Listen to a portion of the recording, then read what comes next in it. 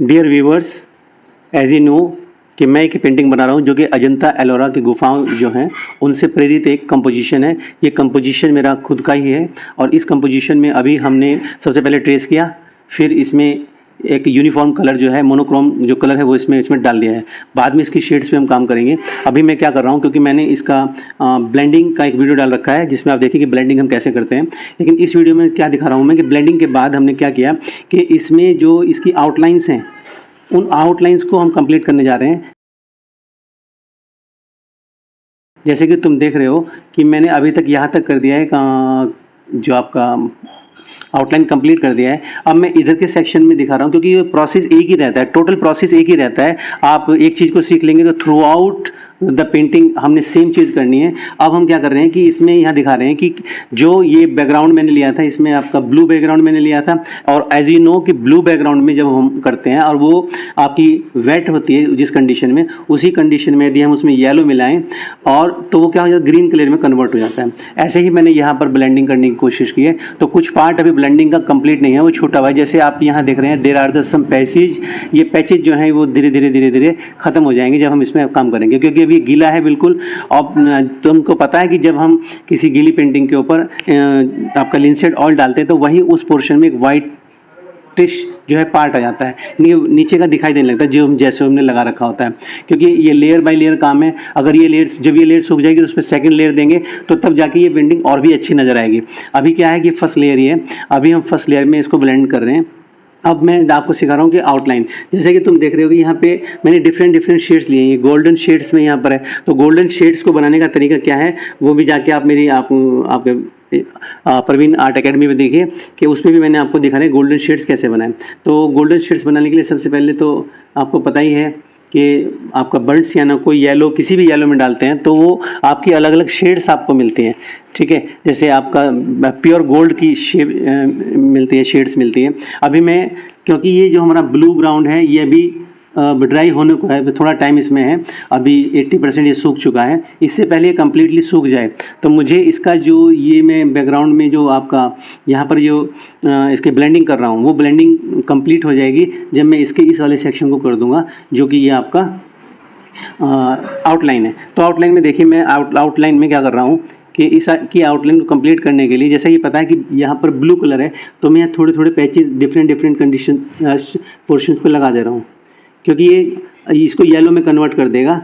और हमें complete yellow नहीं चाहिए, इसमें आपका कंप्लीट ग्रीन नहीं चाहिए। तो इसलिए मैं डिफरेंट येलो, जैसे मैंने इसमें मिलाया है आपका येलो डीप ह्यू क्रोम मिलाया है और इसमें लेमन येलो के पार्ट में कर रहा हूँ। तो कहीं पर मैं लेमन येलो का हिस्सा यहाँ पे टच कर दूँगा। ये मान लीजिए मैंने यहाँ पे कर दिया इसको, ये इस पोर्शन में यहाँ कर दिया, तो ये इस पोर्शन में यहाँ कर दिया। तो ये कंप्लीट करने के लिए, तो क्योंकि ये डिफरेंट शेड्स हमें मिलेंगी जो कि ब्लेंडिंग के बाद हमें मिलती है। और यहाँ पर मैं मिला रहा हूँ इसके अंदर येलो ऑकर मिला रहा हूँ। तो मैं एक ही ब्रश को यूज़ कर रहा हूँ कि बहुत ही स्मॉल पेंट हमने लेना है। तो यहाँ भी कुछ डिस्टेंस छोड़कर मैं यहाँ पर ये वाला कलर कंप्लीट लगा रहा हूँ ताकि हमें डिफरेंट शेड्स मिलें। ऐसा नहीं कि हमने एक ही कलर लगाया तो उसकी आउटलाइन में ही एक ही कलर चला जाएगा। हमें क्योंकि डिफरेंट कलर को यूज़ करके लगाना है। जैसे मैंने एक ये रखा है डीप येलो, दूसरा मैंने रखा है इसके अंदर आपको लेमन येलो और तीसरा हमारे पास है येलो ऑकर। ये तीनों ही में अगर हम बर्ड सियाना को मिक्स कर दें तो हमारा गोल्डन कलर मिलता है और वो डिफरेंट जो उसकी शेड्स होती हैं। तो अब मैं इसको यहाँ कंप्लीट करने जा रहा हूँ। आप इसको देखिए और चैनल को सब्सक्राइब कीजिए और इसी तरह की वीडियो देखने के लिए चैनल को आप सब्सक्राइब कर दीजिए और इस प्रोसेस को देखिए। ये जो है हम आउटलाइन बना रहे हैं, क्योंकि आउटलाइन कंप्लीट होने के बाद जो है फिर मेरे पास काम रह जाएगा इस पेंटिंग में डबल लेयर देने का। क्योंकि ये जो आप इमेज देख रही है इसमें जो मैंने लिया ये थिक पेंट यूज़ किया है, तो ये ड्राई होने में काफ़ी टाइम लेगा। तो इसलिए मैं अभी इसका मैक्सिमम काम जो है वो कर देता हूँ, क्योंकि मुझे जब सेकंड लेयर लगानी होगी तो सेकंड लेयर में भी अभी क्या होता है, सेकंड लेयर लगाने में डिफरेंट अगर आप ब्लेंडिंग कर रहे हैं तो ये ड्राई होने के बाद फिर आपको नया ब्लेंडिंग करना पड़ेगा। लेकिन आपको ध्यान ये रखना पड़ेगा कि यही कलर्स आपको यूज़ करें या कोई और डिफरेंट कलर यूज़ करते हैं तो उससे नीचे की जो सेक्शंस हैं जो दिखाई देंगे वो आपको डिफरेंट दिखाई देंगे और उससे पेंटिंग हमारी बहुत इनरिच लगेगी।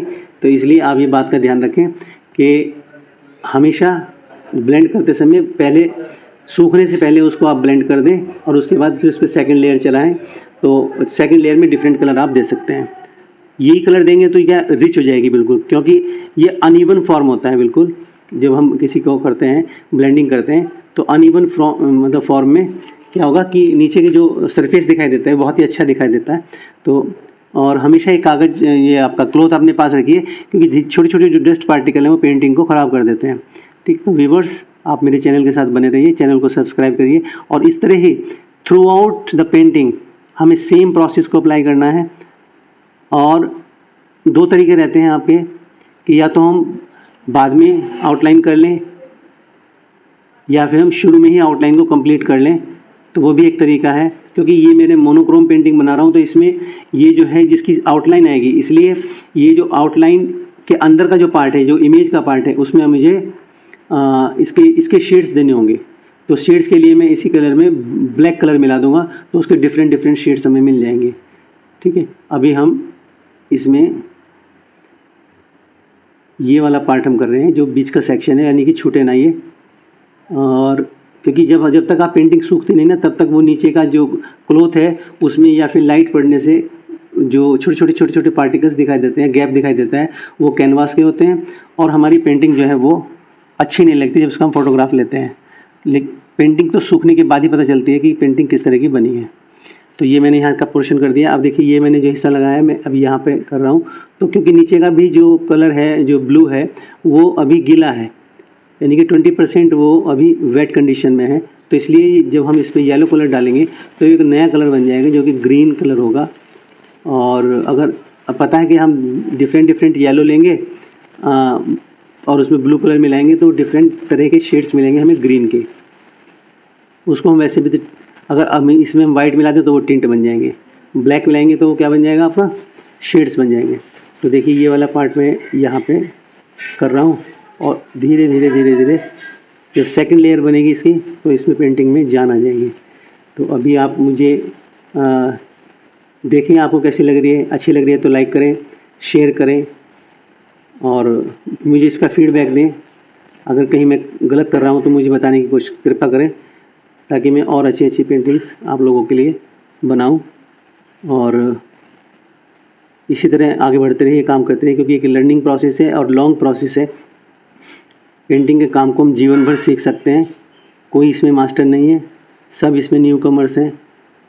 सबके लिए जो पेंटिंग का काम है वो हर दिन एक नया काम या हर दिन एक नया चैलेंज लेके आता है।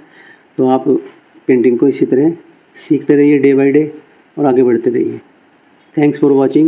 We will see in the next video. Thank you very much.